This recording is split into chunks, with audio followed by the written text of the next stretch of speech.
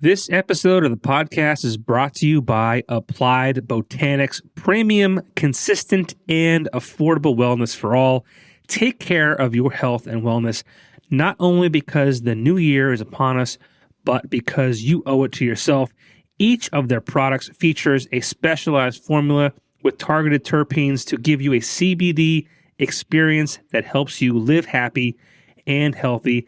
And just newly added to their CBD lines, in addition to their drops, are new topicals that you can roll on and edibles to help you find your balance.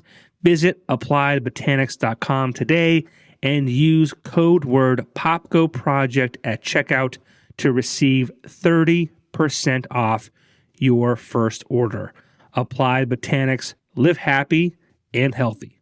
This episode of the podcast is also brought to you by Keller's Garden Center and Landscaping Services, located on 7 Kern Street in Exeter, Pennsylvania, just down the street from Blue Ribbon Dairy.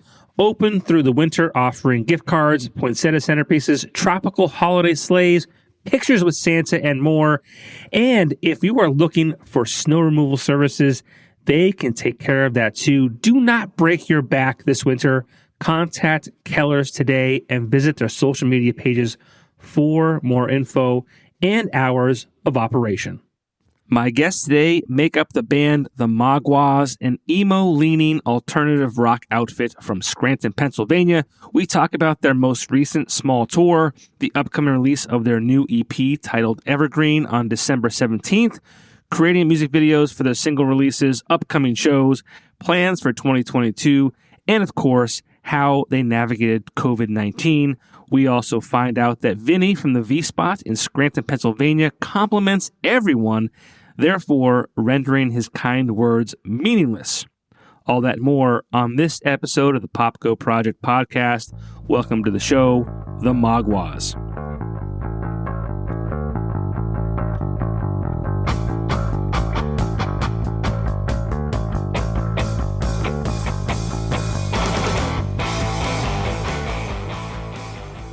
And we're live from the casting couch with the Maguas. You know what? I'm really happy you guys are drinking because I wasn't going to drink tonight. And I'm like, I have to have a beer with the boys. I have to. We have a whole case. Oh, Eric, you got one of those Bud Light seltzers, huh? I do, yes. Which one is that? This is the Bud Light Holiday Seltzer, sugar plum flavor. It's 5% ABV, 100 calories, very crisp, very light. I'm going to rename this podcast to the Popko Project Bands and Brews. Hey,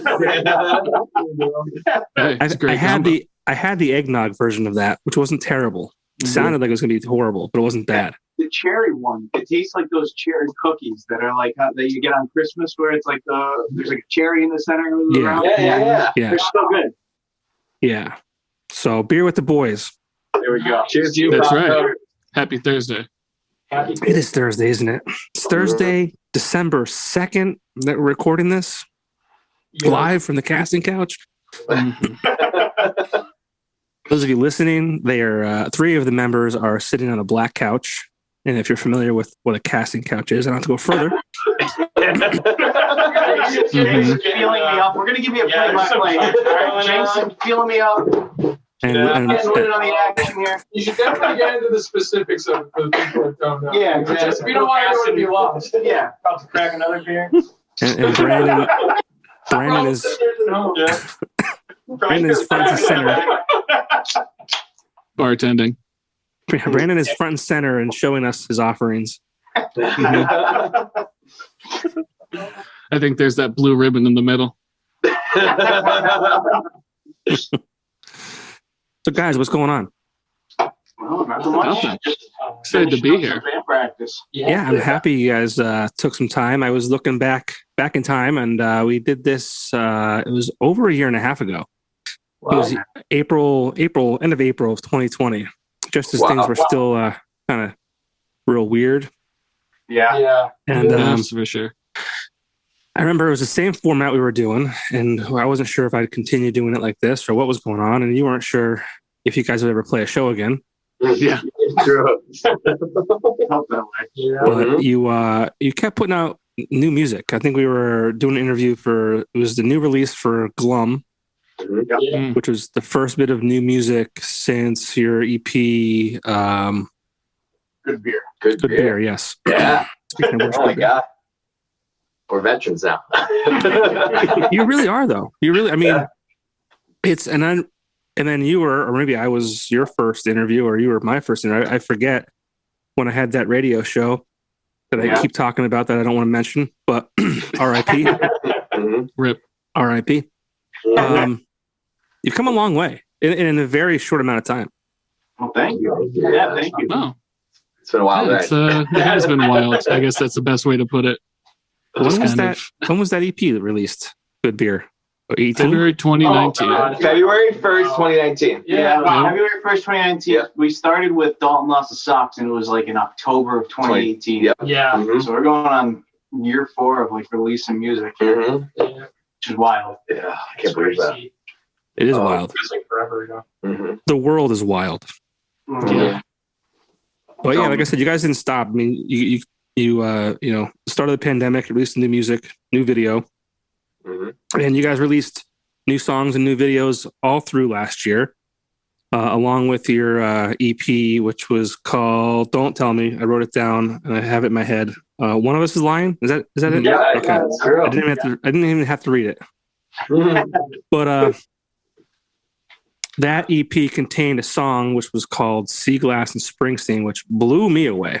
I mean, I still can't get over that song and how good that is. And I got to see you play it live. Oh, not too long ago. Was it November 12th, maybe, at the V Spot? October. October 15th. Yeah, October 15th is the V Spot. Yep. Okay. Yeah. Oh my God. Yeah. Oh my God. That was awesome. Right? That was a fun show. Yeah. Going on 2 months ago already. Jesus. Yeah, It feels like yesterday. It Yeah. does. It does. things Time is fly when flying. you actually get to go Yeah, out. it was probably like our third show. That was so something. much fun. I completely forgot for a second that Popko was even there. I remember you taking a picture with you. Jeez, yo, What I mean by that is like, I remember taking the picture with Popko and then like blacking out for like 2 hours and being like, oh my God, I can't believe. Like I'm like, oh my God. I remember seeing Rich Howells from NEPA Scene. Yeah. Thank you again to him for coming out. Oh, God, yeah. And you getting the awesome photo with us, like, God, that was so sick. And then being like, what happened? Before you know it, Mike passed out on the side of the road. That's right. I slept in the tour van. Drove to UC the next week. Yeah, so you said a tour van. So you guys did like a little bit of a mini tour. Yeah, we went to what was it? Boston, Scranton, Washington D.C., Amityville, and then we went to Oneonta the following week to meet up with Deer Youth again to finish off that run. And then we had another run about a couple weeks ago. We were in Harrisburg, and then we were in Philadelphia, and then we were in Baltimore. Yeah, and that was wild too. Baltimore was scary. Baltimore was scary. I was like, Cars just randomly parked in the middle of the road. I was It's gonna die at the gas station. Ouch. We got some tales. Oh, we do. We have plenty of tales.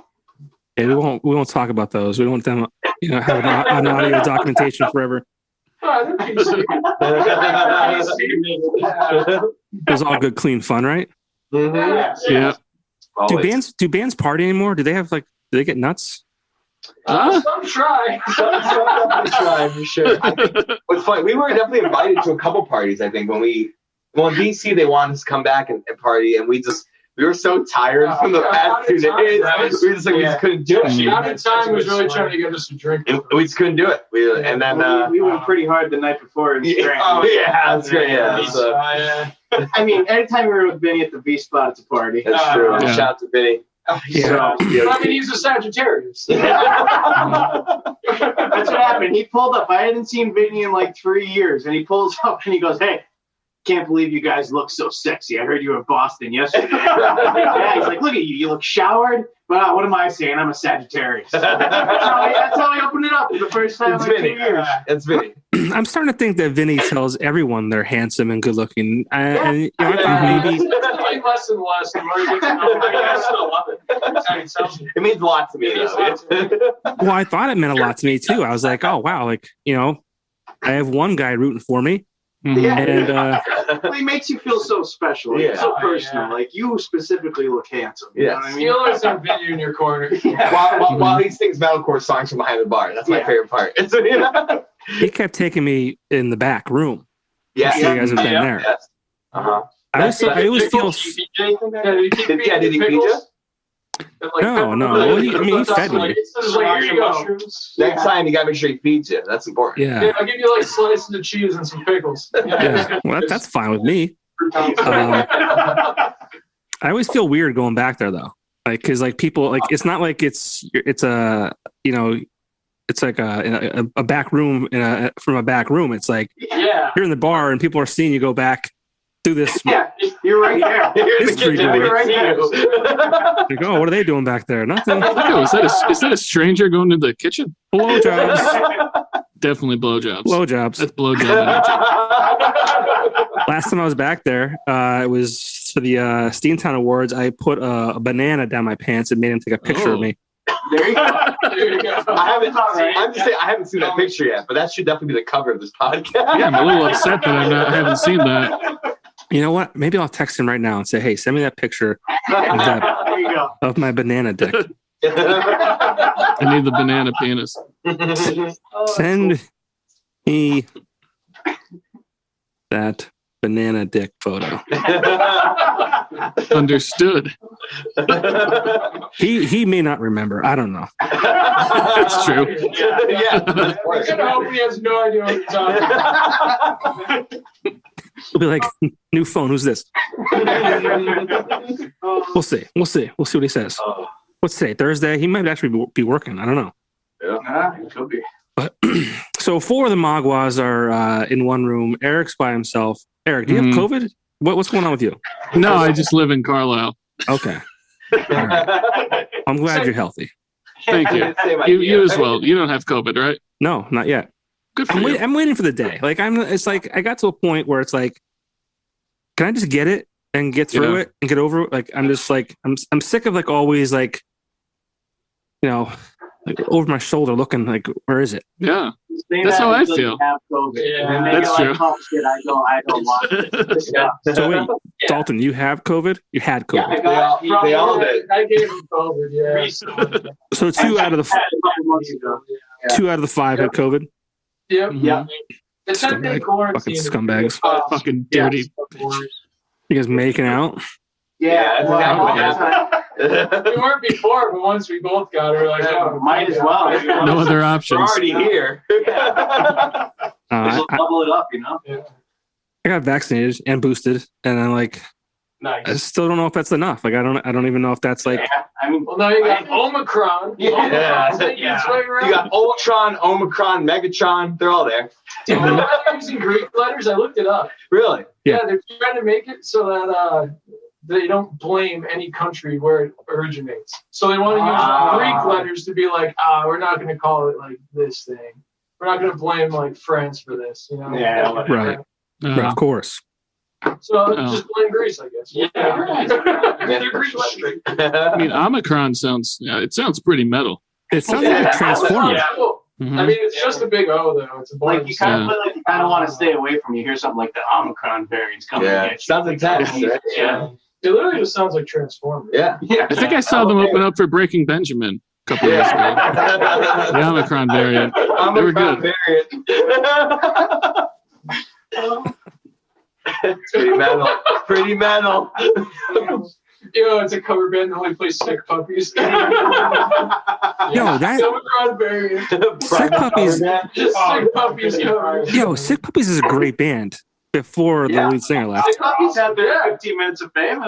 They're good. they had I good. remember that. They had a great first release, and then like their 2 after the first one were pretty decent, and then the lead singer left or got kicked out or whatever. I forget, but they were solid albums. I thought. What was the big song that was it? You're going down? Or Yeah. Yeah. Oh, And then I yeah. think there's like all the same sound.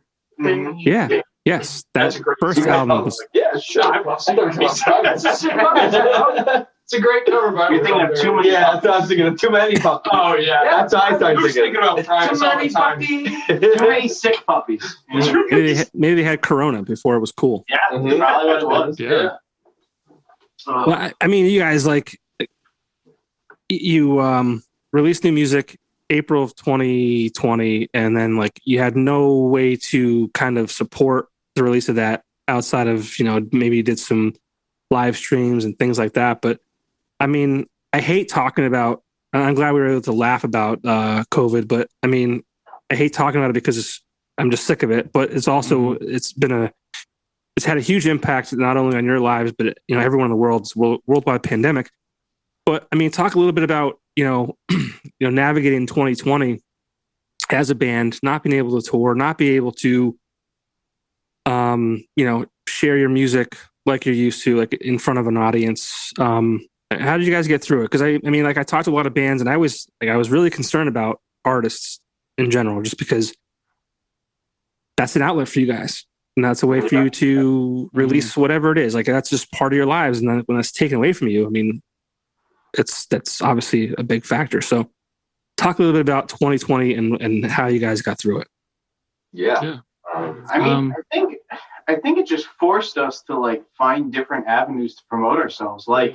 There was so many, you're so used to the traditional way of doing things where you release a song, or you release an album, you go play tours or you go play a bunch of shows and you do whatever you can to get out on the ground and promote it. When you lose that, it almost forces you to think more creatively about it. So we took a lot to the internet. We did a lot of, advertising and trying to just reach people through, just sitting in your bed doing nothing, just texting people hey, check this out, give this a share, do this, do that.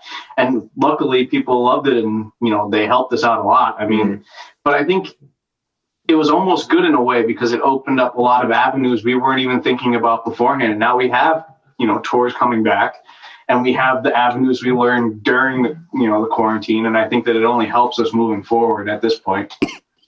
Yeah, exactly. I think one thing that is interesting now is because for us, when COVID was I guess when COVID first started and we started putting out music and we did try and do these different avenues, we had a lot of time to sit down and kind of learn what was going on and learn how to promote ourselves, I guess, properly for the first time, because it was our first time putting out we went to a studio, we went full on original music videos, all that stuff, and we were really serious about it and we really wanted that music to be heard. And we I mean, for myself, the band put me through a bunch of classes to learn how to do certain things, and I shared all that information with them. I'm kind of just the scapegoat, I'll just sit in and learn it and then just tell them. And we learned through marketing, all those marketing things. And now, we're coming out of that phase and we're in a new release cycle. And so much has changed from just that 1 year. For us now, we're touring, we're, putting out more music, we're doing music videos, all this stuff. And the ad space has changed, the marketplace has changed, the fan base has changed. It's all different from what we learned a year ago. Except now we're twice as busy because we're driving 36 hours a weekend to play shows. And it's been really interesting to see how, what's the word? I guess fluid or it's always changing. Yeah, how changing the music industry is. And I don't know, I honestly wonder how bands did it up to this point, how with it being ever so changing, how did bands promote themselves every year? I understand why they rely on labels and things like that, because they're supposed to be the people who know things, but for us it's every day, so we learn something different, something new, and I think that's really, really cool for us. It's definitely benefited us. Yeah, definitely. Yeah, it's got to be difficult too, though. Back in the day, if you were a band with signed a label, you're under contract, you had to put out music, they promoted it, they distributed it, they did all that kind of stuff, and then they went out and played and they toured and they sold merch, whatever. But now it's, and I think that I made a comment before, do bands even have fun? Do they party anymore?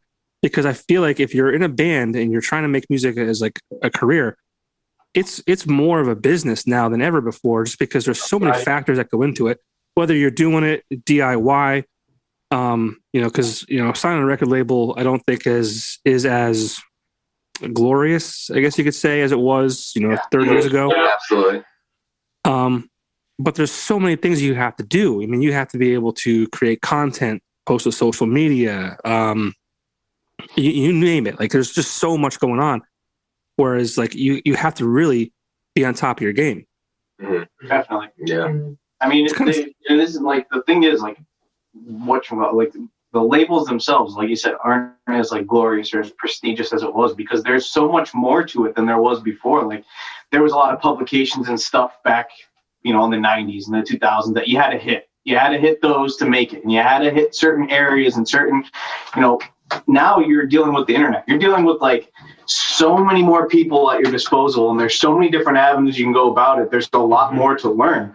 And especially as a DIY band, it's like, that's why we're constantly learning, because there's just a vast amount of information to figure out and pick up that even the labels themselves, they don't quite fully understand at this point. Yeah. And so it is more like a business, and it is more of just like constantly, it's like going to class every single day, because you're learning a new thing every single day, and you're trying to implement it in a different manner and trying to be creative with it and trying to do it the best you possibly can on the fly, basically. I think a lot of marketing in general has changed too. Mm-hmm. Like, back in the day, in the 70s and stuff. Back in the day. Back in the It was a Wednesday. In the snow. Like, if you were a band in the 70s, like, you would make your music, you'd write it, and then you'd sign to a label, which would cover a lot of the things that you were supposed to do. And labels always have a say in what you do, but that's why, like, Styx started being a power ballad band and all that stuff. But now marketing has shifted so much more towards a full-on business thing, where now when you write music, a lot of the time it's not even about the music. At the points, like, they start, like, you think about marketing of merch, or like how your social media pages appeal to an audience so that you could sell more things through that platform. And it's a lot of like enabling that way, whereas, I think it's sad, but it's not even so much about the music anymore. Like, you see a lot of bands becoming like basically clothing brands and like mainstream avenues, because it's the most profitable thing. Mm-hmm. And that's an interesting thing. And I think that's not something that happened a long time ago. Right. Yeah, I think TikTok changed everything personally. Yeah. And I feel like the past few labels years, still don't definitely. understand. It's like TikTok culture and people blowing up virally. Like, yeah, it's happened in the past, but now it's like, you got to blow up on TikTok. And they're like, wow, it's so much free exposure that way. And we've seen a lot of bands actually, not necessarily within our scene, but within similar genres, get signed from TikTok, which is interesting to see, because for us, and we like TikTok, we definitely are trying moving forward to work on the TikTok game and the engagement there, our presence there. But one thing that's interesting from that is you see a lot of bands do it, and then they land huge tours. And I think what's going to be kind of the thing to see is how they hold up over time, right? Like, for us, our goal as a band has always been longevity, and the idea of how do we do this for as long as possible and still be, who we are, and still be able to connect with people and grow our business, and when you have like that virality, I often question, like, okay, like, that's great right now, but it really depends on where they go from there, So I'm interested to see a lot of those bands and where they go. And we follow a bunch of them, and we're excited to see, what happens. But I don't think for us, that it's not a goal. That's not a goal. It's just like, oh, let's just keep posting out every day until we blow up. I think our goal is a little bit more of that, It's a little bit of an old school. Yeah, like the grinding every day, talking with people, and just connecting. Really, strong relationships. Yeah, exactly. That's like, it's tried and proven. Mm-hmm. Well, I think you're doing that too. You're not just throwing shit against the wall and hoping it sticks. I mean, like, you're strategically creating, writing singles, releasing singles. Like, that's what we do today. We don't release albums every 2 years. We release singles every 6-7 weeks or whatever it is. Mm-hmm. But last year you spent a lot of time. I think was it 3 or 4 songs last year before the actual EP was released, and like every single song you had a really well done video for. Mm-hmm. Mm-hmm. So I mean, people go to your website or your social media. Everything's just really well done. Thank you. Thank you. Thanks. Yeah, and even this year we did the same thing, except this year we did 5 full music videos with Alex Zarek. He's from out in Chicago. He came out. We did it March of 2020. 2020. Oh my gosh, that was this year. 2021. Yeah, time doesn't exist. Yeah, it's like what? He came out just for a weekend. We did 3 days, 5 videos. Absolutely insane. No sleep. Like we left Philly. We went and filmed in Philly for a whole day. Left Philly at like 1 in the morning. There at 9 a.m. Yeah, Leave at 9 to 2 a.m. or 9 a.m. to 2 a.m. And then we drove home and then we filmed again the next morning. Like it was crazy. I would do it again. Hard though. Oh, yeah. It was awesome. It's definitely a cool way to go. And that strategy has definitely been something that we're proud of how it's worked so far. But as I mentioned before, things have changed a lot. So even from the last time I put out songs, which was November 20th to August of this year, so much has changed in the ad space and the marketplace. I mean, Facebook and Apple got into this weird privacy battle kind of thing, and Apple implemented this whole idea of turning off app tracking from certain platforms such as Facebook and Instagram. I like that though. I like that. Right, of course, and so do I. Me too. So Half of me likes that. The other is- half doesn't. The other end is that it actually shrunk the amount of data that we had on people and their interests and their likes and who we could actually target as a band to advertise, right? And this is like a lesson. I'm not going to go into the whole thing, but what happened was all the algorithms on Spotify changed. Everything changed when that happened, and it affected a lot of bands, a lot of labels. You'll see now, for example, Mayday Parade is one of my favorite bands, and they put out a new record recently. And a band that used to get like 1 million or 2 million or 3 million streams when they put out a single is now at like 500,000, or maybe they'll hit 1 million. And that's all from this change that came from, essentially limiting the data available to advertisers. Can't be predatory in the Right. And obviously, it's like that. Like bombard you with it. you don't want to bombard people, obviously, and then people who want to be tracked and not tracked, blah blah blah. I get that. But it's really been, it's only been a year and so much has changed. I mean, we're still trying to learn where to go from here in terms of advertising. And that's why Jenks and those guys mentioned TikTok, because it's such a wild, wild west. Like, put a video up and next thing you know, it's got 20 million views. Like, Or they spread it down. Yeah, or we've been copyright claimed so many times on TikTok of our own songs. It doesn't make any sense. You get DCMA from all the time. Like, copyright again.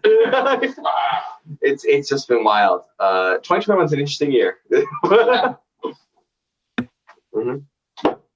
Probably change again before you even get the hang of it. Yeah, exactly. Yeah. Exactly. I think that's why we've kind of like switched our focus towards touring and towards like these things that we can do again. You know what I mean? Right. It's not that we were solely relying on these ads. We wanted to tour. We wanted to get out there and get on the ground and meet these people and play for them, even if it's for 10 people in Baltimore or if it's for 200 people in Philly. We didn't care. We wanted to get out there. And so, where the ad space has changed, we're now able to go and do those traditional things. And that's helped us as well. Right. And I think that traditional thing is traditional for a reason. It still works because you get out in front of somebody and if they like your music, they'll buy a CD or a shirt or whatever it is you have, or go home and add your songs to a playlist or whatever it is. But without that, it had to have been very difficult. And you're competing with so many people on the internet, trying to, gain ears and eyes and all that kind of stuff. So I don't envy bands today trying to navigate these waters because it's just so unknown and just it's changing every single day. I feel like. Mm-hmm. Yeah, definitely. Exactly. So you guys, you've been busting your ass for about 4 years now. The music continues to get better. What is your? I'll say, what's your end goal? And the end goal is probably, everyone knows the end goal. You want to make it big, tour the country, sell some records, all that kind of stuff. But if I said, what's a realistic goal for you right now, as the Maguas in 2021, end of the year? heading into 2022, like what do you guys? What's your next step? Well, I think we've definitely talked about this recently. As far as like a next step and what our goals are currently, it's definitely based around shows. Getting shows like we've been doing with at the Sherman Theater and HMAC. Trying to get on bigger bills, opening up for tours that come through. I think it's just a little more of that. A lot more of us going out for a weekend on our own to new cities. Expand regionally, and I think that's our main focus at the moment. Obviously, we're also putting out an EP, so that's a big chunk of our focus as well. But I think looking forward, since we didn't have it for a year and a half, I think we wanna make up some ground on touring. Absolutely. And the other side of that too is that at the end of this year, it'll be my last year of school. Like I'm still in college. So once I graduate, then we're actually going to have the flexibility to be able to go on like longer runs. So at that point, I assume we'd probably start targeting trying to do longer runs in like, a month stretch instead of just a weekend or like driving like 36 hours in the weekend. Like we'll actually we'll try to do a multi-week run and hit like whatever, the whole East Coast, or like travel across to the West or do stuff like that. Try to incorporate bigger things into that nature. Yeah. And I know coming up for us, like even just looking at 2022 years, our summer is already kind of lining up to be awesome in terms of that. Like we just got news yesterday of possible 7-day tour all the way down the East Coast to play some festival down south, which would be incredible. I know we have this new EP dropping in 2 weeks. I don't know when this will air, but December 17th, we have our brand new EP will be out. We have plans to go to the studio, of course, some more songs. Take 2022 as a year for us to build and grow and really connect with our audience, I think, in a way that we haven't been able to before with these shows, with playing out, with being able to, kind of travel the U.S. as much as we can. And I think our goal moving forward from there is kind of to sit down and really work on potentially our first ever full length. I think that's something we talked about before, is getting to a point where we can put out a full length album. And obviously we'd probably still approach it in this more modern way of, some singles, however many that is, I don't know. And then putting out a record. I think that right now is the, if they say in the next, 3 years, what do you want to do? It's like, I think for us, tour as much as possible, play for as many big bands as we can, regionally grow as much as we can, and work on collecting enough songs and making enough songs together to put out our first record, our first full length record. I think that'd be incredible for us. Yeah. I think, sorry. No, go ahead. I was just saying, I think that, our goal as a band, all five of us, we want to make this our career. This is what we want to do every single day, because it's a thing that we absolutely love, and we all love it. And I think coming up in the short term, those things, they were saying, is playing more shows and putting out an EP and possibly putting out a full length, but also expanding the places we can play at. Because, currently we played a lot of places within 3-4 hours of us, but we want to try to get to these places that we know we have fans, trying to get down south, trying to get out west. City. Mexico City. But for real, trying to get to these places that are outside of our area and try to expand the Maguas, trying to make this, just every single day growing a little bit bigger. I think that's the main goal. South by Southwest would be awesome. Yeah. We're trying to get those things kind of going. Mm-hmm.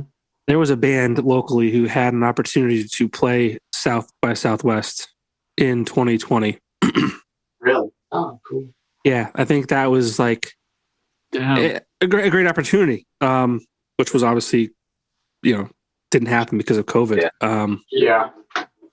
I don't know if they want me to, it doesn't matter. It's over. You keep your secrets. It's fine. I'll tell you. I know who it is. Yeah, I'm sure you do. I already know. I'm already locked in. I know. I'm sure it doesn't matter. They had an opportunity, but they lost it, and that's what sucks too. Because that was they're not going to sit there okay, well, we'll wait till next year and book you next year. That's almost a once in a lifetime opportunity. But yeah, definitely. You keep mentioning too, you want to do a full length, and their last EP was six songs, and I feel full lengths are 9-10 songs. Mm-hmm. the way it is. So you're real close. 18. We're getting there. 18 non-stop. Double. Rolling. Double. Concept album. Oh, Yeah. and real quick, don't ever ask Vinny to send you a banana dick photo. Okay. Did he send you something that wasn't the picture you were thinking? Oh yeah. Oh, yeah. This one I could actually. This one I could show. This one I could show. It's Oh, there it is. okay. All right, that's not bad. Okay.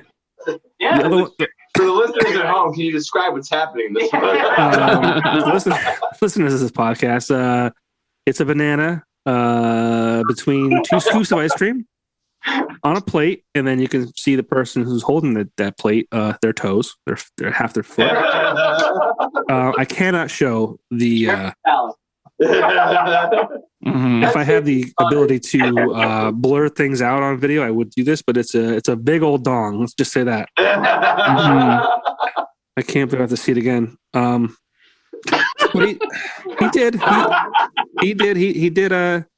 he did send the photo I requested eventually. Okay. I do have to say, like, you know, it's a nice bulge. No, there you go. Oh, yeah. Nice. It's a nice bulge. I mean, it's not real. It's not real, but it's there. I think the bulge of my phone is bigger than the bulge of my fake penis. Banana penis. This will be a good. I try to take photos of like us, you know, in the conversation for like the cover image of the podcast. This will be good. This will be a good one right there. Perfect. Excellent. Like, oh my god, You won't believe what happened next. just put some big clickbait. Yeah. This could have been better. But oh well. What are you gonna do? Yeah. What are you gonna do? Got to get that potassium. Potassium's good. Eliminates cramps. It is. Yeah, come on. Bananas are great. My favorite fruit. Yeah. It's true. So, I don't know if I knew this, but you said you're releasing another EP on the 17th of December. Yeah. I feel like That is correct. Before we get to that, though, before I forget, you played at the Sherman Theater with The Dangerous Summer. We did. I was And we drank with them after. I saw you guys post that after the fact, and I'm like, holy shit. Mm-hmm. How did I not know that The Dangerous Summer was in town? I love that band. They were a great time. I'll tell you. Yeah. It was us, Saber Fly, and Dangerous Summer and Secondhand Serenade. Yep. And then we all played an acoustic type set. Yep. A stripped down set. And then we all went and partied pretty hard Till afterwards. 2 a.m. on a Sunday. Yeah. Strawberry. That's about as classic rock star partying as it gets right there. John kissed me. It was great. Yeah, it was great. Wow. Good time. Yeah, we got people's number. I mean, we had a great time. It was great. Yeah. No, they were awesome dudes. Yeah. Oh gosh, that was a night. I went home Eric's missing out. and I slept. Oh. Yeah. But back to this EP that I didn't know about either. Like, what? Yeah. Yeah. So we've been putting out singles since August, and it's kind of the same deal as like One vs. Line. Like there'll be one final track. The EP will be in its proper order, and you'll get that whole listen experience of this new record. We'll be announcing the title tomorrow, essentially. But Evergreen is the name of the EP. Yeah. It's a very once you hear it in full, you'll kind of understand that it's It's dark, cathartic for us writing wise. Record that Sadder, heavy. really touches on like loss and Who hurt you? Who hurt you? a lot of people. A lot of people hurt. Everyone. in different ways. I'm very hurt. Everybody else is hurt. We're fine though, Sad music. We're super proud of it. It's, we did it in a whole new studio. Same producer, Nick Verzesi did it. We went to a new studio that's only a couple feet shorter than Abbey Road, right? No, The Abbey Road, the Gradwell House in New Jersey is where we did it. We're super proud of it. I think it's our best work to date. Their drum room is crazy. The drum room is absolutely insane, and the acoustics incredible. I think a lot of people. I think it is definitely a change for us from One of Us Is Lying. I think a lot of people really enjoy the sounds of like you said, like Sea Glass and things like that. And this record is a little bit more along the glum side of things. It has that like more emo rock, that more like kind of in your face type of sound. But and I don't think you gotta quote Nick. Windows up music. Yeah, that's right. This is windows up. The windows are up. You're in your car and you're like, I don't want people to see me cry, but this is going to make me cry. Yeah, you got two types of music. You got windows up and windows down. You're blasting the song either way. Mm-hmm. But like windows up is like, all right, I need some privacy. I got to take care of some stuff. And windows down is like everyone's jamming it. You know what I mean? Yeah. It's definitely more windows up music. Yes, this record. This is our windows up record. Trying to make you feel some things. Yeah.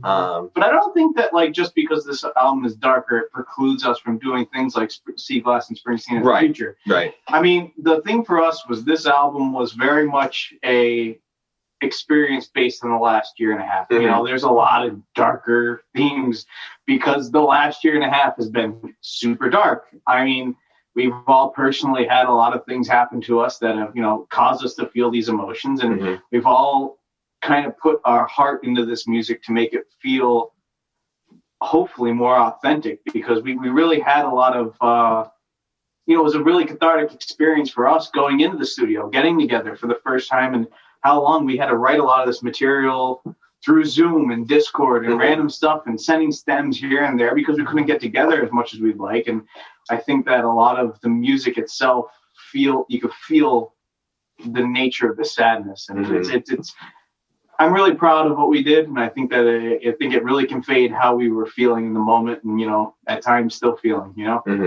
Absolutely. And I feel like the last year and a half kind of, I'll use the term make or break, and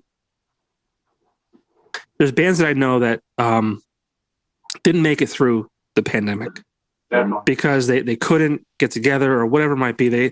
They had to take a new job or whatever it may have been. Right. Yeah. And I know a band that you guys all know too, like still doing stuff, still together, but I'll use the word fragmented. And not any faults of their own. It's just like they were like, I don't know if we'll ever play music again. I better do X, Y, or Z just in case. Absolutely. Yeah. What kept you guys together and moving forward and kind of pushing through? I mean, I remember seeing Jenks doing some solo stuff out by the pool or by the shrubbery and all that kind of stuff, which was really cool. But like, what kept you guys together? And said, hey, we're going to push through this. We're going to stay together. We're going to keep pushing and keep creating, and we're going to see what happens on the other side. Yeah. Yeah. I mean, I don't know. I think there was a point, which probably happened before COVID. Or I guess we all essentially just knew that like we were committed to this. Yeah. And, it's a little cliche, but honestly, I think it just comes down to the fact that, we're already at that point where we're like, we'll do everything we possibly can to just make this work. Definitely. And, we've just arrived at that point, and I don't think it's ever going to change. And so, we were lucky enough to have music already recorded.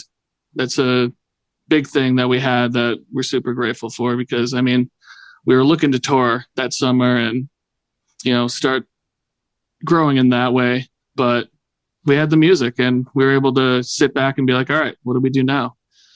But, I mean, we just, there's like giving up was just never in the cards. So we just figured it out, I guess. We were super fortunate to like be able to record One of Us Is Lying right before it hit.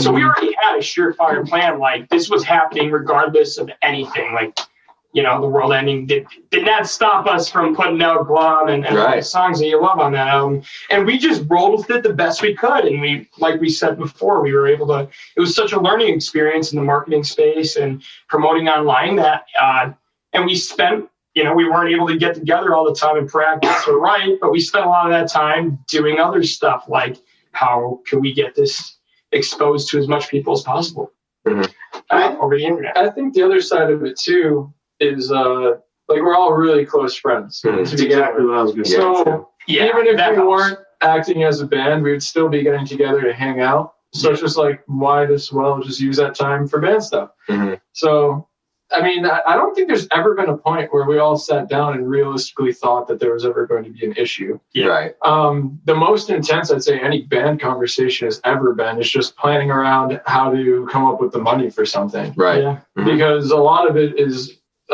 since we are independent and we do a lot of stuff, it's all self-funded. Mm-hmm. But we're also in a position where all of us work. We all have side jobs and things that we do. So it was never really a problem for us, Mm-hmm. luckily. Yeah. Yeah. Mm-hmm.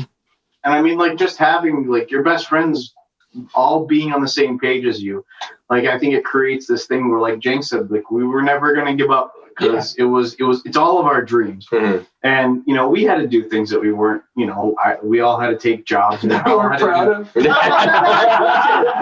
Whoa. I shouldn't say that we weren't proud. That new calendar, very proud. Too many times late nights in I'm Scranton. not going to say that we weren't proud. But, like, I see some stains on that couch. Yeah. Love them. Listen, we've had a few bad ideas. They flopped. We made it past them. But I mean, like, I think that. Oh, thank you. Sorry. I think Brandon is that, serving beers again. yeah. I think that we just all had this vision of how it was going to go, and that, like, we were going to do what we had to do regardless. We were going to, you know, take the jobs that we had to take regardless to do the things we wanted to do. It was never an option to give up, even if nobody heard our music. It's just because this is what we love, and we're doing with the people we love, and we were going to persevere regardless. Yeah. And I understand why people didn't. Yeah, like, it was a tough time. Mm-hmm. And there's a lot of money that was spent, a lot of time that was placed, and a lot of sincere focus that was placed. And I understand people that didn't have those opportunities, and I'm grateful that we all did. Yeah. But, you know, for us, it was, you know, we have to keep going because this is our life's work. Like, this is what we want to be remembered for. This is what we want to do. Yeah. When I think it's what you just mentioned, is like when we didn't get to see each other, like this new record that's coming out in 2 weeks, like the first time we sat down to hear these songs was in October of, I guess it'd be last year. Right. And we sat there. It was the first time we ever got to sit down and all hear the songs together. And essentially it had been a year since we sat down and listened to new Maguas music because we'd been releasing Glom, Sea Glass, and all those songs. And that was a moment. Like, we only had so many windows and opportunities because we wanted to, you know, protect our families, protect ourselves from, you know, whatever, we'd been vaccinated. But still, we did, you know, October was the first time. January was the second time.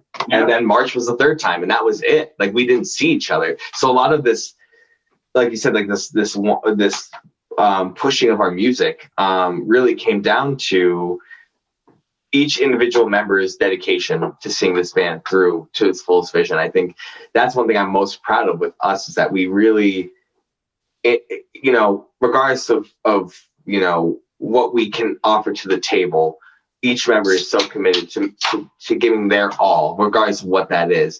You know, if Dawn or Eric or whoever is working a job and they make more money, they'll give the amount of money that they can give. You know, Luke, God bless him, he's in college. You know what I mean? Like, the poor kid, you know what I mean? Like, when I was in college, I was telling him the other day.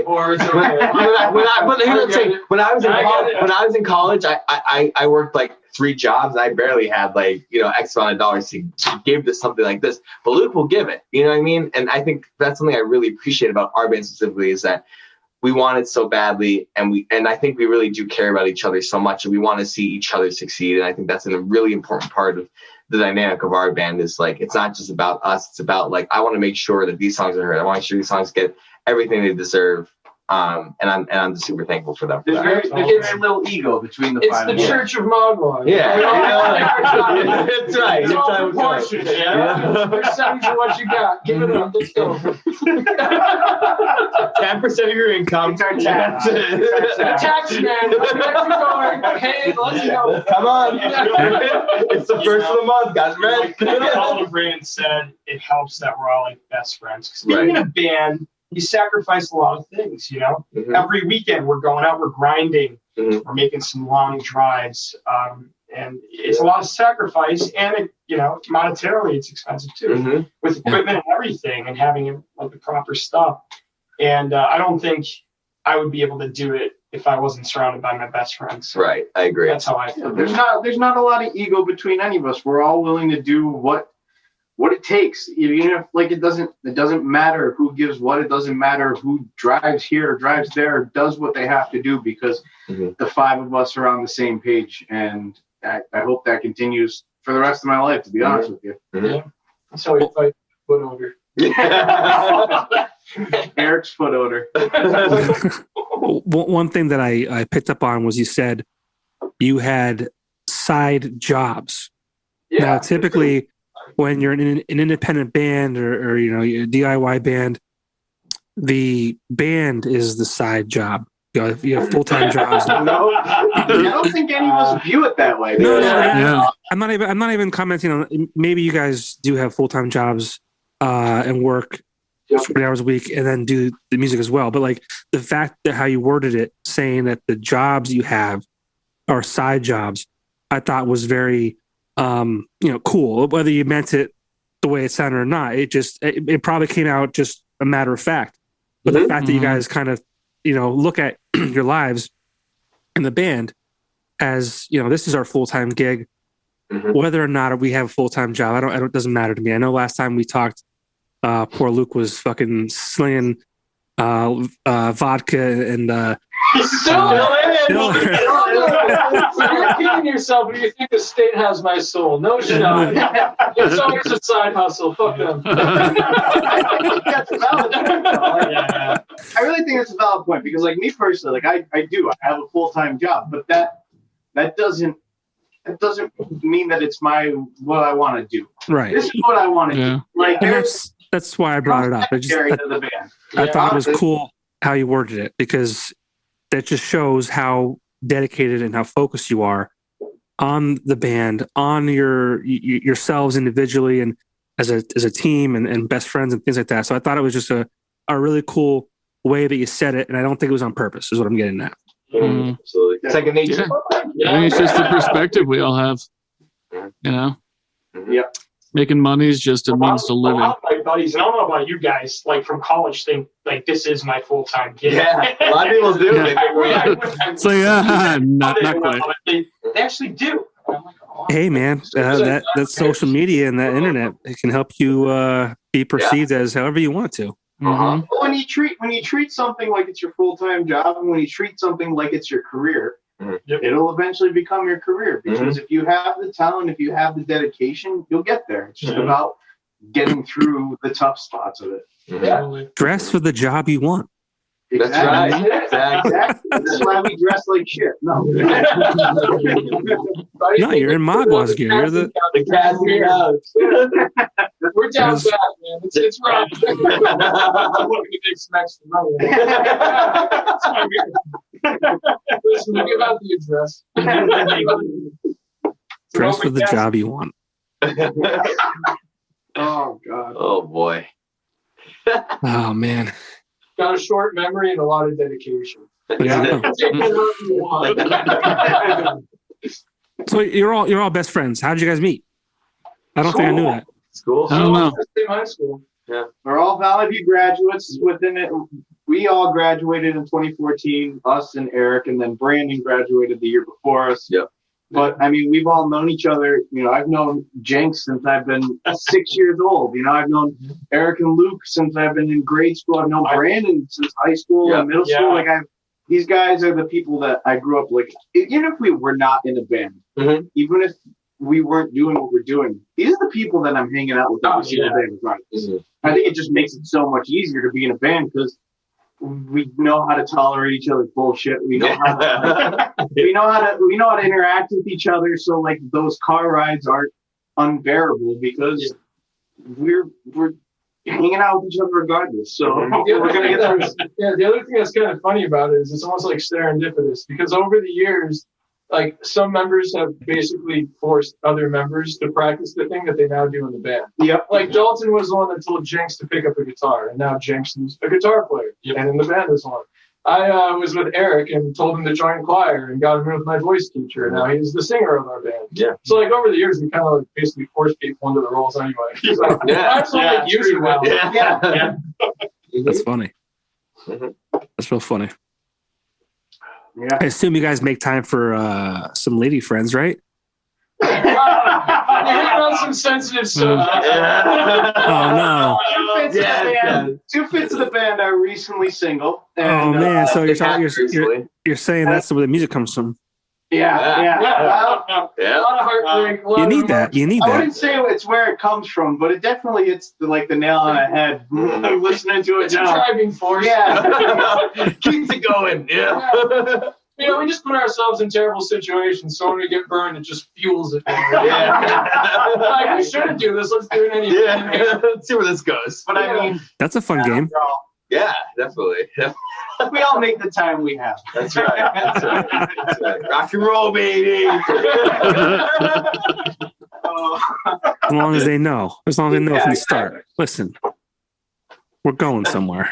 You want to come for the ride, you're more than welcome. But It's not a sprint. You know? Hop on and hop off. It's not going to change anything. I'm not going to be home. I have no money. Deal with it. Very promising. We're Yeah. very promising individuals. But if you want to buy me a coffee, I'll talk to you for like 2 hours. I'd be very appreciative. Yeah. It's a good thing we're all very handsome men. Yeah. Yeah, according to Vinny. Got nothing else Yep. going. Yeah, Pardon me. Vinny told us. Vinny doesn't lie. Vinny said it would be like this. Yeah. Vinny said He it doesing would be lie. like this. Vinny said we're handsome. It's gotta be true. And I don't know if you said this, but you just said Full circle, baby. Me and him both have long hair. Should we wrap it up at that point? Like, I was wearing a man bun a show, like I think second last time I played the V Spice, tugging on my man bun. Yeah, he likes Exactly. man buns. Okay, Oh, I bet he was. That's advice. Drinks, I'm coming for you. I'm coming for you. I have not cut my hair.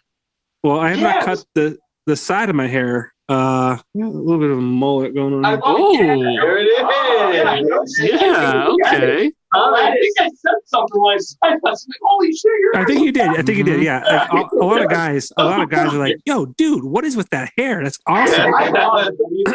It's awesome. I've never had a woman say it to me yet, which is good because I'm married. Mhm. But I'm also like there's a lot of Your wife guys. can say it to you. That's the tightrope you walk on. You know? Well, I mean, like I'm just like kind of like I wish a woman would say that to me, not because I'm going to do anything about it, but just because like I'm like, oh, okay, yeah, maybe this is cool. And not, Yeah, okay. maybe my poor wife shouldn't be. I'm telling you, you won't know. I have no idea. Tall man, high voice. What can you tell? Yeah. Oh, A lot of guys have said it. Like Ryan Grutt from Alma Mater and University Drive. You guys, a few others. Vinny's another one. I feel like that's fake at this point, but yeah. So yeah, but like I have not cut. So I used to have it longer on top, and then I just haven't cut it in the top at least for probably a year and a half. And then I just like the sides. I just said forget it. That was back in like January. So it's been well. Also too, like the barbers that I went to increased their prices like insanely. some of them closed too. I know. I'm not mad. I'm not mad about it. It is what it is. But I'm like, Yeah. I really want to spend $30 for a haircut every 3 weeks. I'm like, I don't know if I can do it. When long hair looks great. That's the thing. Like long hair always looks great. Yeah, Just be a Fabio. though. it's a little greasy. I haven't washed in a couple of days. You know. It's all My right. long hair I'll never take the looks rope. great. My long hair just grows out like an afro of sorts. Yeah. I mean, you have to invest in it. Just buy a portable fan, like attach it to your shoulder, have it constantly blowing at your face, And you'll and you'll just look magnificent. Yeah. There you go. Photos will be incredible. You know, it'll be fine. You don't know greasy hair until you spend 36 hours in a van with 4 other sweaty and smelly dudes. Yes. Then you know greasy hair, and you got to get up on stage and play a show. Mm-hmm. And somehow people are still attracted to us. That's Yeah. pretty wild. Yeah. Well, there's I don't know about that. there's something about musicians, man. They That's it. they command the stage. Like, Mm-hmm. I mean, poor Brandon. I mean, he's stuck in the back. Sweating. Yeah, Yeah. sweating. Blind. You know? Still finds time to Back in yell. his place. Some yelling. Yeah. You know? I try to look at him when we play. He never looks back. It's hard. I'm Brandon a bass player. I know the song. Brandon only looks at me. He only looks at me when we're playing. Me and Brandon has that sweet serenade eye. That's right. That's nice. We know exactly. We I'm lock in. jealous. Yes. check you out every now and then. Yeah, I know. Jake's and I spend a good portion checking each other out. Oh, good. Dalton's always on the other side. Way close. So I can't take Dalton. Yeah, I really do so much, you know. I mean, I like peg Luke with my guitar neck. Whoa! Like that is sexual. Yeah, he pegs Luke. It is what it is.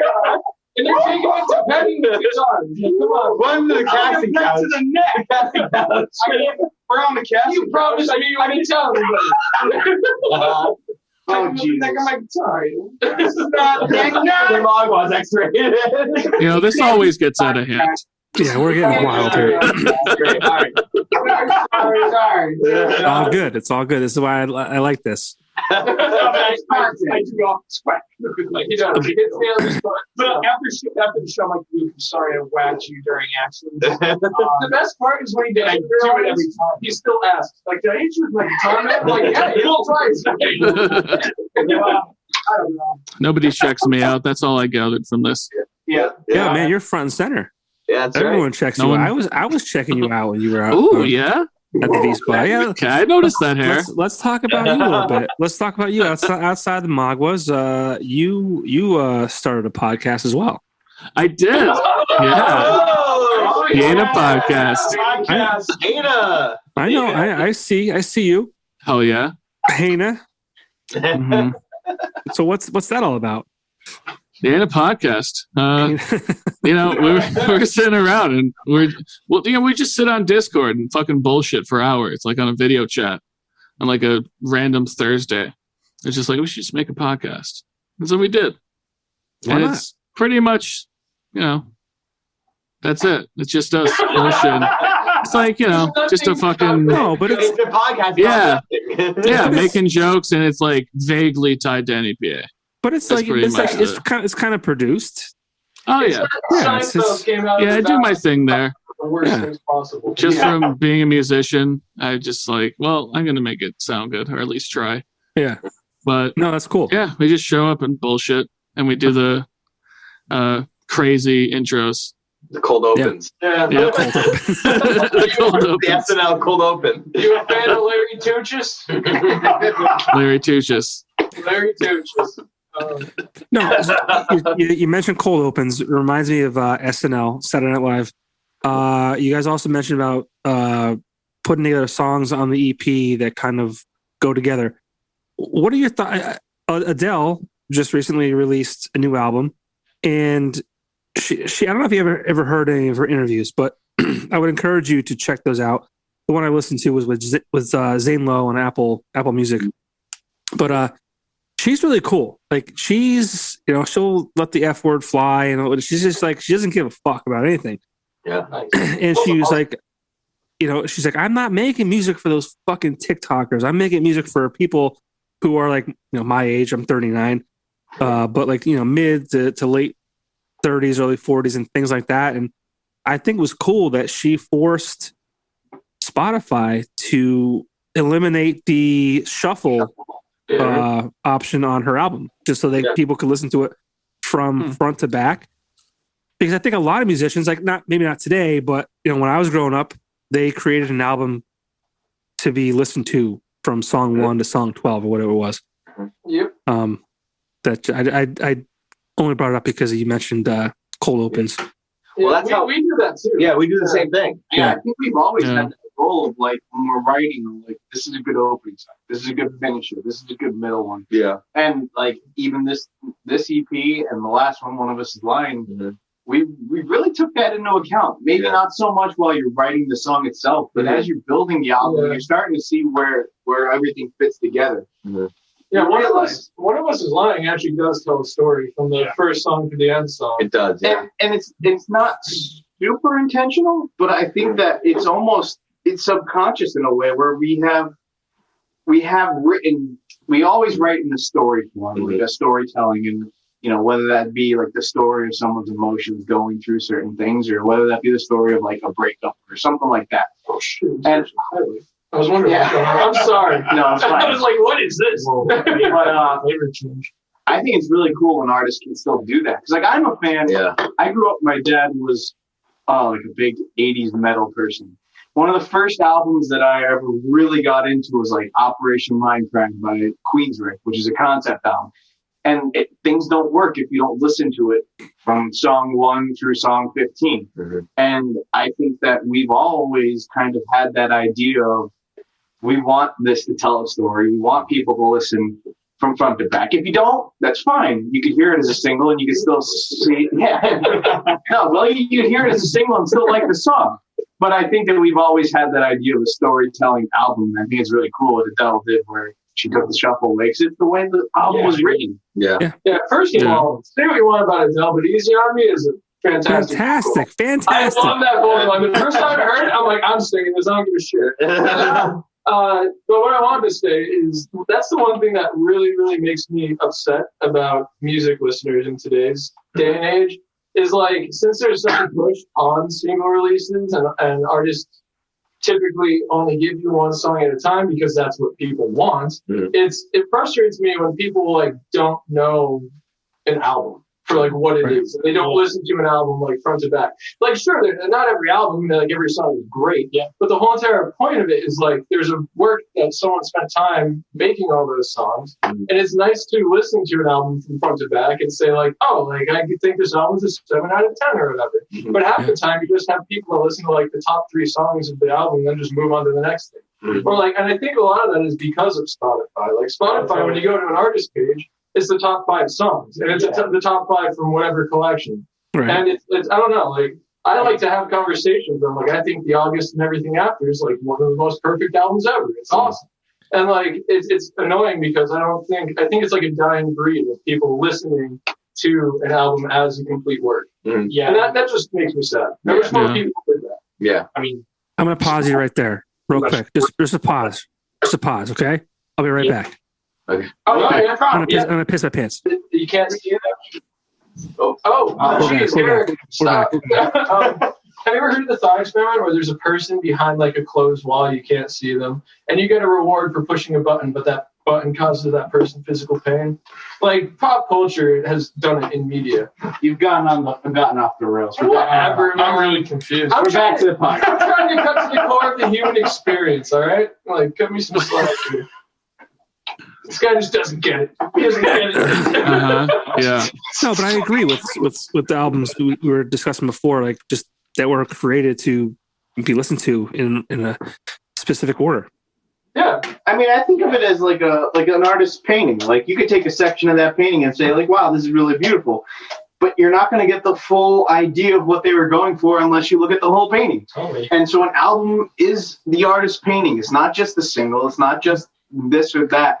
It is what the whole thing together. Yeah, I would be super shocked if you told me that there were like a bunch of bands that wrote tons of songs, put them together, and just said like, "Fuck it, we'll slap them like this." Yeah. Like there is a level of intentionality that is in song order. Mm-hmm. So I think you should always listen to it in song order first, and then you can do whatever the hell you want. It's the same thing as like a set list too. Like when you're playing live, you have an idea of what the songs, how they flow.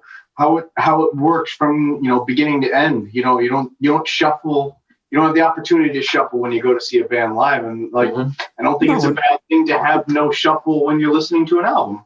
And I'm sure you create your set list based off of like, let's take the audience from like here to here, maybe back down to here, and then let's close it out up here. Like push and pull. Yeah. It's still, the dips and the lulls and the peaks. It's a roller coaster, and you got to go through that journey. Mm-hmm. And I think that when you listen to the album, you can go through that journey that the artist was going for. And it's the same thing like a set list. Like you're going through that roller coaster of emotions. Mm-hmm. Yeah. Mm-hmm. I always got annoyed too when you were like playing an album and maybe I didn't like song number 3 and I skipped and then it sends me to the second last song. I'm like, wait, what happened? So, yeah. So it was just annoying. So I think it should all for the better. It's a disconjointed journey. You don't shuffle play a Netflix series. You know what I mean? Yeah. Right. Yeah. It's like you're watching Tiger King episode 1 and go to episode 7. You're like, oh, what happened? That sounds kind of fun. Yeah. That's ridiculous.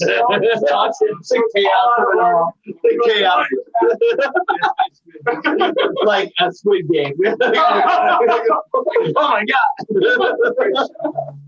Great show. Shout out to Squid Games. Yeah, shout out to Squid Game. 260. What happened? It was okay. It was fine. It was fine. Yeah. I went, even Tiger King 2 is okay. Like, I'm bored. I didn't even finish it. I yet. didn't watch that. It didn't need to happen, but I thought Yeah. all the mojo of that guy with the first season. Yeah. Completely the mojo of that guy in the first episode. disinterested in whatever those people are doing. Fuck Mhm. Oh, man. Well, we got into a little bit of an Eric side project. Jinx, you have a bit of a side gig, I guess you could say, outside of your job or whatever you want to call it. You also produce some music locally or maybe even beyond, but talk a little bit about that. It's a freaking blast. I do it almost every single night of the week after my job. And I work for my dad. I'm actually a real estate appraiser trainee. And I'm really close. I just finished up about 13 classes, and I just need to take one more test to be a 100% certified appraiser in Pennsylvania. But after work every day, I record bands. And it's a very homey situation. I do it out of my house. I actually fixed up my studio during that, what was the worst period of COVID during quarantine, like March 2020. I was always recording in the sunroom of my house. That was kind of the area I dominated once I came back from college. And that's where we did all good beer. And really gaudy wicker furniture sunroom, super hot in the summer, super cold in the winter.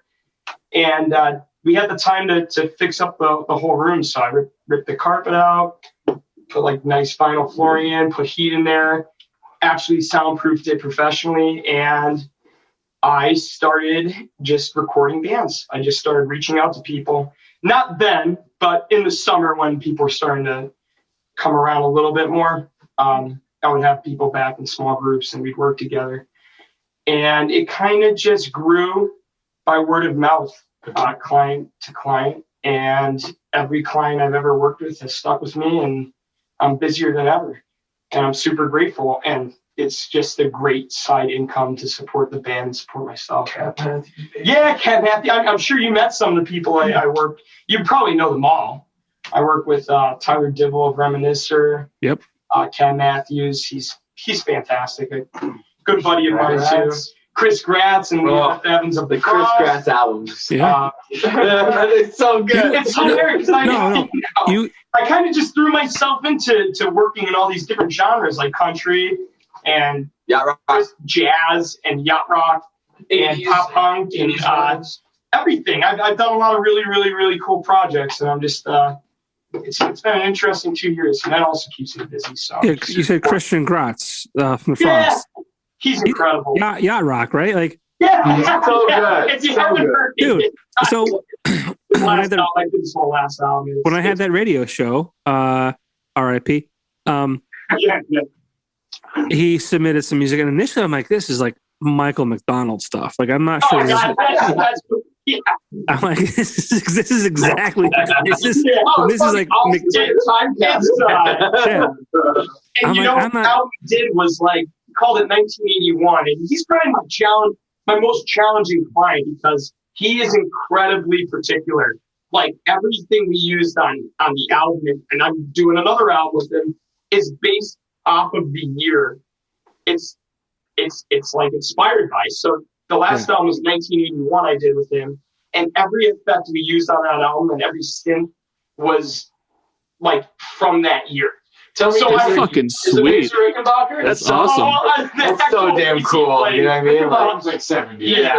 But I'm talking about the choruses. He's like, we got to use a Boss CE1. It has to be this particular chorus. He knows if I put something. He's got an amazing ear. That guy. He's like, this is not the Boss. Yeah, exactly. Give me the Moog Rode. Yeah, like Fender Rhodes. Like everything was so spot on.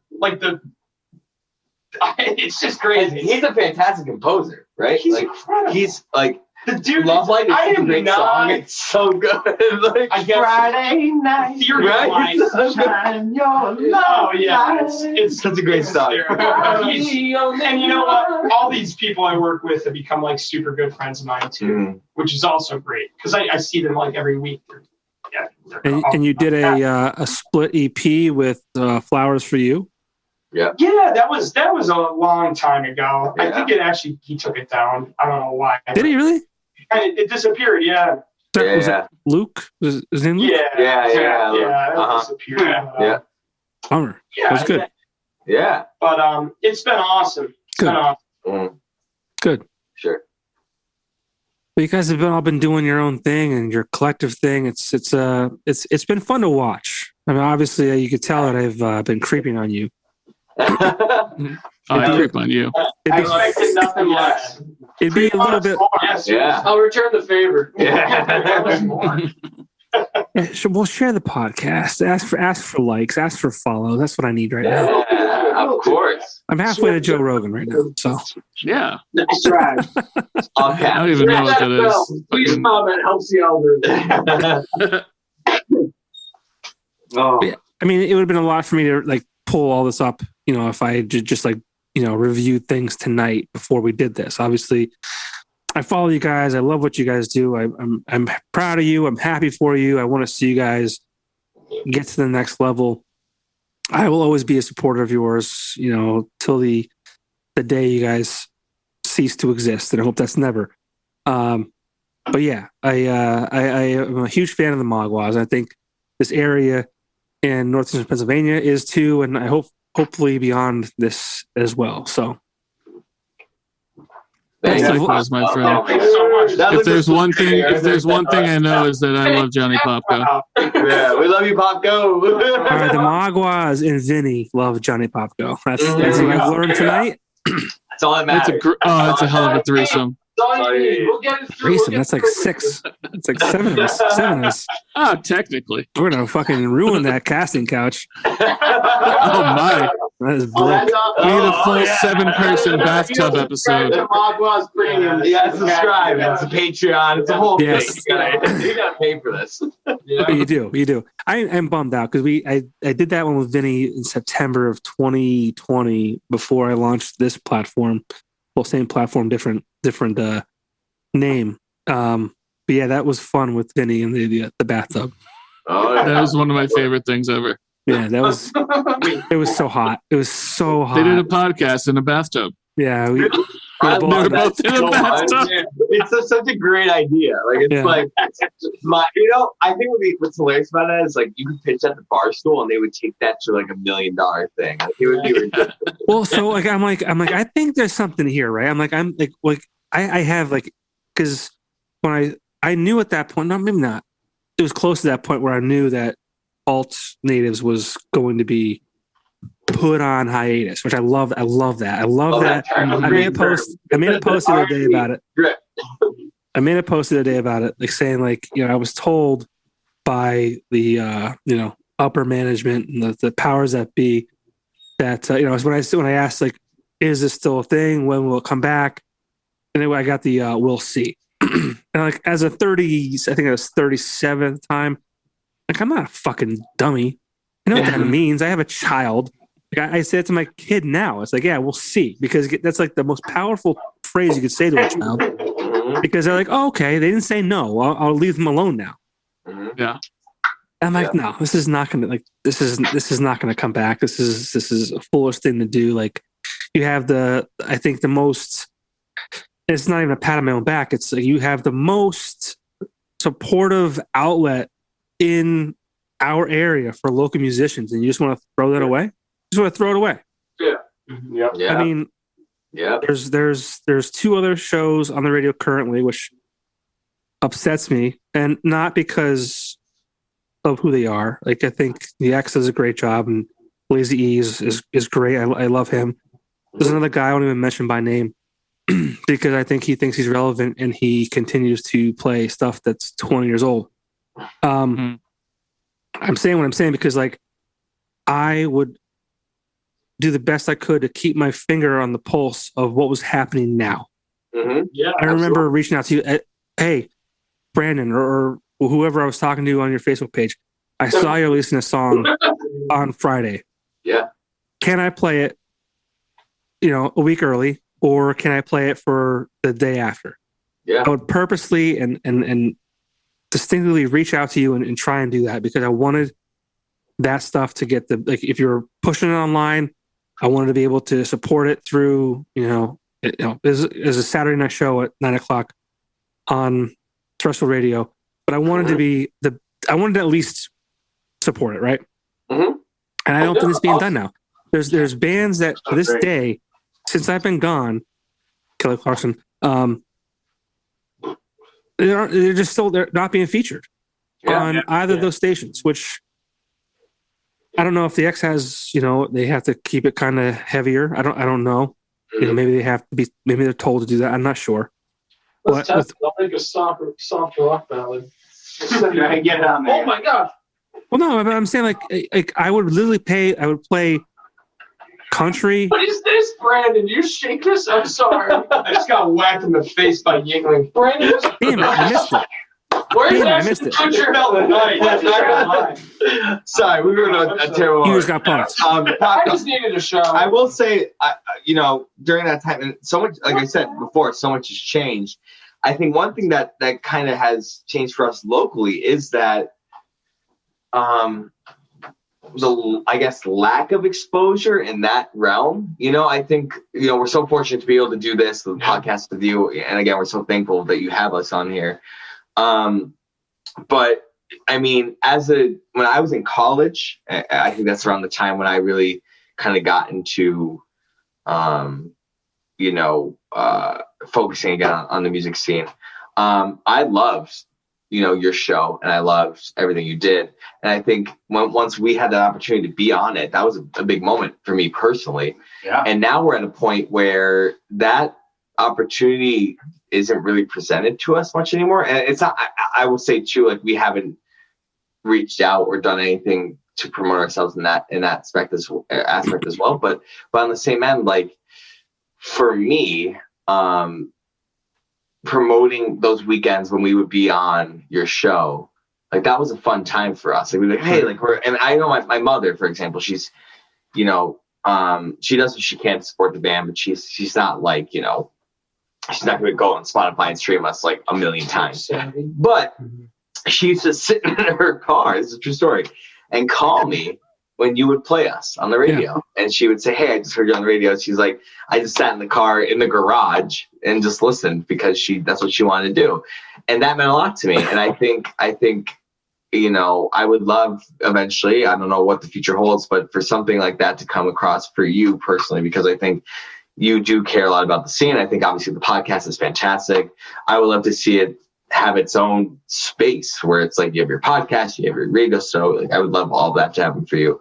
But in our growing phase in the past 2 years, like we're very thankful that you gave us that opportunity to kind of like showcase us to our, to my mother or to whoever. That meant a lot to a lot of people, and I always say when that got put on hiatus, I'll keep using that word because it was used on me, or we'll see whatever they said. But like, I finally found like an avenue where I felt like I made a difference. And again, it was a Saturday night show, right? Mm-hmm. How many people are listening to the radio on a Saturday night at 9:00? Not many, but there was more to it than just the radio. It was the shares on social media.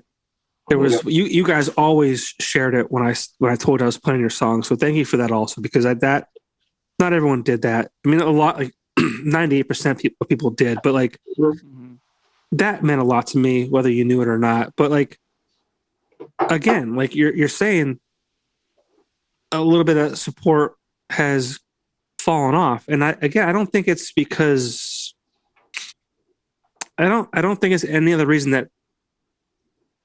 I don't want to say that. I don't want to say that word. They just don't care as much. I'll say that. I would seek things out. I would say, hey, I was on your Spotify and I like this song. Please send it to me so I could play it. It was current stuff. I did it with you guys. I tried to premiere it and make it special for you guys. Like, hey, like this is not available till next week, but you could hear it first tonight at 9:00. If people tuned in, great. If people didn't, obviously it's 9:00 on a Saturday. I was never professionally trained for it. I never had a purpose being on the radio, but like, I know for a fact that no one's doing it as good as I did it in the coverage. Yeah. Okay, there are professional DJs who could do it far better than me, but I will die on this hill that says you're not doing it as good as I did. Because I cared. I cared. Like, I do this podcast, like you mentioned, and I can highlight maybe one artist a week. We sit here, we talk about it for an hour or an hour and a half or whatever it is, which is great because we get to talk about each other and what you guys do and how you guys met and why you do what you do, which I think is great. That's why I started the podcast as an extension of the radio show, because you guys did the interview, and it's like a 2-minute interview. How'd you get your name? How'd you do this? How'd you do that? But no one gets to know who you are, right? Yeah. But so now I'm doing this, which I love. Like, I mean, when the show was, we'll see when it comes back. I needed you guys more than you needed me, and I was like, how can I stay a part of your lives? And this is how I felt that I could do it. But every Saturday I was playing 13, 14 songs. I was attempting to introduce people to 14 new artists, where now I can only do, one a week. So that's where I kind of get like bummed out. And there's other people who have the power to do that and they don't, and that pisses me off. Yeah, I get that. It's a more intimate thing. You know what I mean? Like, you guys do deeper dives, which is nice. Yeah. Yeah. Yeah. I mean, well, a year ago I had both. Yeah. Also true. Yeah. That's Hey, I'm just trying to be positive. No, I appreciate it. Just to call it positivity. I appreciate it. I just feel like there's people who have an opportunity to do it and they choose not to. Now, Popko, there is that. You're right. That you could anchor. So I listened to another podcast called Lead Singer Syndrome, and every week, like, I think they do like an interview, but then they talk about like top releases. But there is a feature for podcasting on Spotify where you could do like a minute of talking and then it'll stream the song in the episode. Yeah. I don't know if you've seen that, but so Anchor, I think it's Anchor FM or just Anchor. They joined Spotify, I think, within the past like 6 months or 8 months, whatever. And one thing that bands have been doing too is working with someone like you, Popko, or someone who has a podcast, and creating almost like a digital curation, like roadmap to a record. So like for us, it would be like we would talk to you and say, this song is called Temporary, and here's what it's about. And it would be like a however long of a segment, and then the next thing that would play would be the song. And it almost turns into this whole like almost like a radio show. And a lot of people have actually, in your situation or of the like, have started to move their radio shows into this, Anchor FM or whatever, Anchor plus Spotify, this, I said it again, roadmap of like talking to artists and kind of building a playlist of conversation plus music and creating this beautiful, I guess, what is it, landscape of it's a blend. Like a blend. And one of my, I talk about Made It Free all the time. These guys are going to bust me for it. I know Derek Sanders, he did a solo record and he went on a bunch of podcasts and did something similar where he talks about every song and then the song plays and it moves forward. And I think it's something that not a lot of people have taken advantage yet on Spotify, but they're definitely investing more into once they got Joe Rogan, they started investing so heavily into podcasts. Right. Which is why now like everybody under the sun wants to have one. But when you learn about these features like Anchor, you can start implementing and highlighting, like you said before, like those artists that you really care about from our area. You can become the number one, whatever you want to do with these artists. You could be because we know you care. We've seen your shows. you've supported us since we played the Bog for the ECMC. That was like we played a show at the Bog, and we knocked over the PA system 4 times, and you stayed there and watched us play. We were like, Popko, you gotta come and say something. Yeah, and it was. Come and say something. I had no idea what to say. I had no idea. That was a legendary picture. Yeah, I mean, like I want nothing more than for this and whatever it is that you want to succeed. And obviously you have our support. We know we have your support. It's we're very thankful. So. And I didn't want to make this into anything about me or what was me or feel bad for me type thing. Because it's not about that. I love doing this. There's days where I have a scheduled podcast and I'm at work. I'm like, oh my gosh, I want to go home and fucking like do nothing. I don't want to do it. But like the minute I get into it, I'm like, I love doing this. I love, we're at an hour and a half in right now, and the attention span of people is not that long. But I don't do it for other people. I do it for me. I do it, and people who care. Someone shared their you probably know them. I can't remember the name, but it shared their year wrap up on Spotify, and my podcast was their top listened to, which was like really cool. Oh, that's awesome! That's so great. Yeah, it was really cool. Like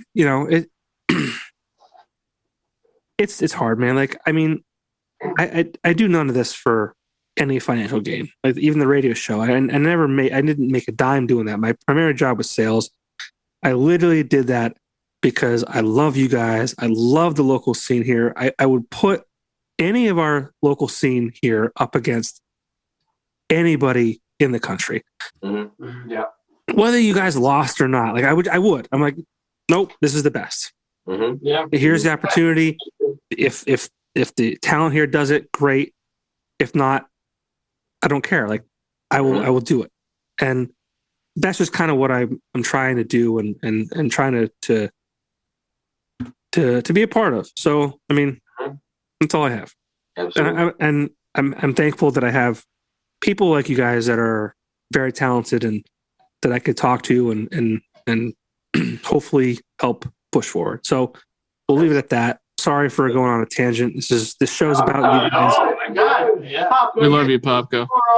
You were always the best guys because you actually cared. I mean, there's a lot of people who don't give a shit, and you were always one of those people that actually gave a shit. And I can't tell you how appreciative we were that like we had that opportunity, because who knows where we would have been without things like your radio show, because it gave us that exposure that we didn't have at the start. And it was super, super helpful. A perfect example of that was we originally became a band because we wanted to play bar covers. We're like, we could play on the weekends, make some money, it'll be fun. Yeah. And then when we made original music, when we released it for the first time, the reason that we invested so heavily into the band in the first place and pursued original content is because of the response we got due to it. It's because we saw like, oh shit, like people really like this. Let's keep doing it. Mm-hmm. Yeah. And you are one of those people. When you provide someone an outlet and you show them that you're interested in them and you care about doing that, it enables them to continue doing that thing. Like there is no absence of criticism in the field that we're in. Like there will be so many people willing to be a keyboard warrior and insult you for whatever they feel like. And when you get somebody that genuinely cares and shows that they have interest and supports you in a way that feels good, you're literally enabling the people around and the scene itself to continue doing what they do. Right. It's a really nice thing. Right. And that touches on what Dylan was saying, it's very helpful. Yeah, it's an awesome role. Because you never know. Like for us, we always felt that we were talented. We always felt that we could do this. But especially in our earlier years, to have someone like, and I said this just recently, to have someone like you put us on your radio show, for us is like for me it was a holy shit moment. I was like, oh my guys, we're on the radio. And I had people who I went to high school with, who I graduated with, who would message me out of the blue and be like, hey, I just heard your song on the radio on a Saturday night at 10 or 9 o'clock in the evening. Like, hey, I just heard the song, so great, like congratulations, like that's awesome. And for them that was like That was moment, that's a moment. 2019, when you brought us into the studio and Times Building. I've never even been in there. I have no reason to go there. Yeah. But I don't have good recipes. I think you're literally our only in-person interview we've ever done. Yeah, and that was that's true. So freaking awesome. Yeah. Yep. That was such a great experience. Mm-hmm. Well, I always just thought it would be, whether you could say, "Hey, we were featured on the radio." Yeah. Like, hey, it doesn't matter what time of day it was, whatever. Like you could say, "Hey, we were played on the radio." And again, it wasn't a great time slot. It wasn't, but you could still say it. You could still spin it and make it sound good for you. Yeah, and the other side is you have to pay to play. You know? Yeah, we didn't have to pay either. The thing is, hey, if you give us $3,000, you paid. You paid. You paid. No one paid Popko. What the hell? Yeah. I got a T-shirt. Yeah, you got a T-shirt. Yeah. Just a real quick story that I had about your show that still sticks with me to this day because it kind of shows how much that meant to us. Is I was walking back from college when I was about to do that interview and I was going to be driving home to do it. And I remember telling one of my friends from college and saying, "Hey, I'm heading out. I'm not going to be at class for the rest of the day because I'm going to do an interview for the radio." And my friend was like, "Man, you're going to go on, you're going to be on the radio?" And the thing is that no matter how many times I told people that I was about to be joining a band or doing the band, the second that I said that I was going to be on an interview on the radio, it added this credibility to you. Yeah, and that was and it was such a meaningful thing. And even doing something like this it's so meaningful to us because we have this outlet to talk about our music and talk about the work we've been doing and joke around and have a good time. And I think that it's so incredibly valuable. And I think that you have specifically helped us a lot in our music career, and I thank you for that. Yeah. And there's no thanks necessary. I don't do it for that. I don't. You still deserve it. No, I don't want it. I really don't. I remember being 18 years old. I take it all back. No, I remember being. I was young. I was young, too young to enter the bars and shit like that. And I just wanted to be 21 so I could go to the bars to listen. I don't know what it was. My parents listened to music all the time, and I was introduced to a lot of stuff when I was younger. But music for me has always been a part of my life, and I've never been good at it. Never been talented enough to play it. I remember my mom wanted me to take banjo lessons when I was younger, and I'm like, banjo lessons? Really? I don't want to take fucking banjo. I still to this day make a joke because I was like, I want to play basketball. I want to play baseball. And to this day, I made the joke to my mom. I'm like, so wait a minute. You made me take a bath when I didn't want to take a bath. You made me come inside at night when I didn't want to come inside. You made me do all these things in my life, but you wouldn't make me play a guitar or the banjo or whatever the fuck you wanted me to play. You couldn't say to me, "Yo, bro, you're white and your parents are topped out at 5'9". You're not going to play in the NBA. It's not going to happen." You couldn't do that for me, or maybe you take a bath when I didn't want to take a bath. It just so. But music for me has always been such an important part of my life, and music can make me literally cry out of happiness. It's such a powerful, and I'm sure you guys can appreciate that as musicians. But I remember listening, or I attended an Incubus concert. It was our 20th anniversary of what album was that? Was Make Yourself? Must have been Make Yourself, 1999. I think it was. I remember crying because what happened was I was listening to the music, all these memories that I had when that album came out, rushed into my brain, and it was all great stuff. I cried out of happiness. And it's happening. I'm like, why the fuck am I crying? You're a fucking 36-year-old guy at the point. Yeah. But no, music has this thing for me, and I just love it, and I want to be around it. I want to be a part of it. So, at the end of the day, thank you for letting me be a part of what you guys do. And I'm sorry we kind of got off topic. This show, the interviews, been great.